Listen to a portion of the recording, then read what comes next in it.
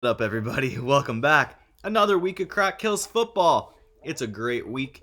We got the sunshine in some places, we got bad weather others, but it's going to be a big week of football. We're heading into week 9, and we are finally past the midpoint of the season. Nothing but good things to come. Let's take a look at the 5 things to watch for as we head into week number 9. Quick hit number 1, response time.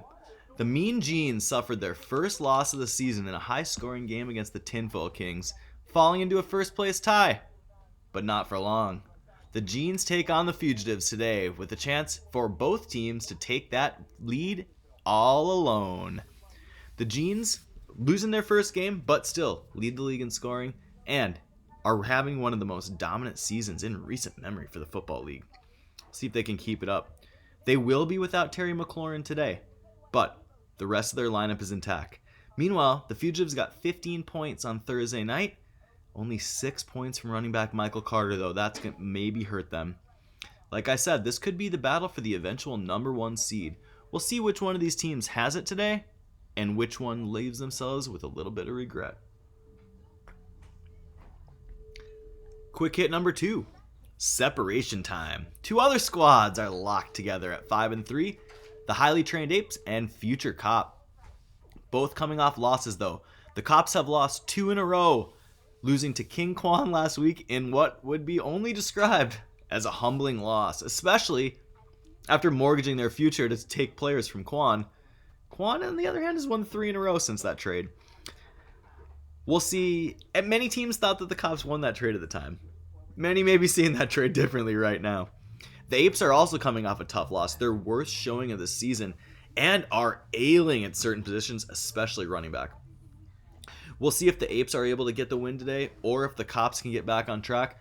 Both teams, though, have their eyes set on the playoffs, and both look to return to glory as both teams are former championship game participants. The Apes have a title. Dimebags, of course, are also in the running. They face a different team. Quick hit number 3. Playing spoiler.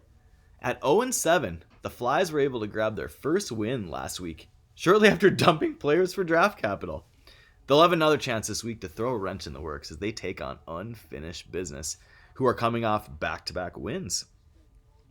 1-7 can quickly turn into 2-7, and then 3-7. So we'll see if the Flies can be that thorn in the side of everybody, or if they fall by the wayside once again. The Flies have been a team that likes to acquire draft capital, so they may not be done yet for this season. We'll see what they decide to do. Quick hit number 4. Ghost Town. 4 weeks ago, Shitdown traded for Derrick Henry, and at the time, it looked like a shrewd move. Henry was running wild and led the league in rushing by almost 200 yards. 3 weeks later, things are looking a little bit different. Derrick Henry could be gone for 6 to 10 weeks. The other player involved in the trade, Jonathan Taylor, is lighting it up for the Tinfoil Kings, and within a week or so could lead the league in rushing again. It looked like a good trade for both sides when it was pulled, but things have steadily swayed into the Tinfoil Kings position.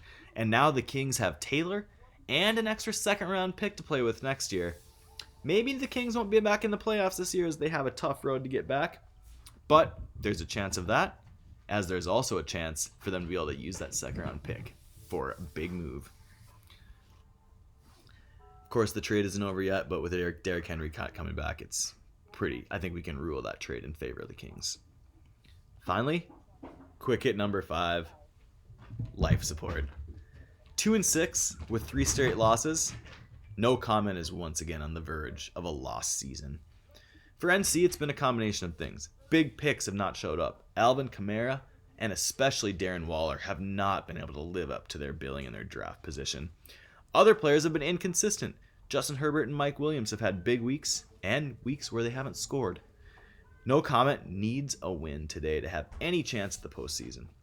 If not, NC will be headed back to the shit bowl once again and probably asking themselves, with this roster, or with different draft picks, what might have been. Finally, the player to watch this week. You know who it is. It's the guy everybody's going to be watching. That's right, Jordan Love. NC is rolling with Love this week and have proclaimed themselves all aboard the Love train. Choo-choo!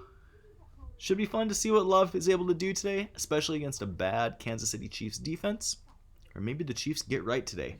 It would be a game for them to do that, and they need it. That's all for Crack Kills Quick Hits for Week 9. Good luck to everybody this week, except the Dimebags.